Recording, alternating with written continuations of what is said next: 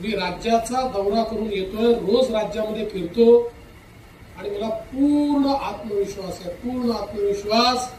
महाराष्ट्रामध्ये पुन्हा एकदा महायुतीचं सरकार येतं आहे, चांगल्या प्रकारे येत आहे। आणि आपल्या समोरचे जे 3 पक्ष आहेत, आता त्यांची काय अवस्था आहे मी सांगणार नाही, पण ज्या प्रकारे एकमेकाच्या सोबत राहून ते ज्या प्रकारच्या कुरघोड्या करतायत ते आपण पाहतो।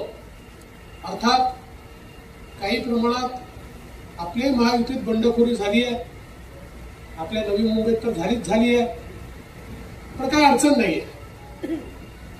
हे मी कोणाला कमी लेखत नाही, पण मला असं वाटतं की ठीक है, अपनी ताकत आजमा लो, अपनी हैसियत क्या है ये आपको भी समझ में आ जाएगा।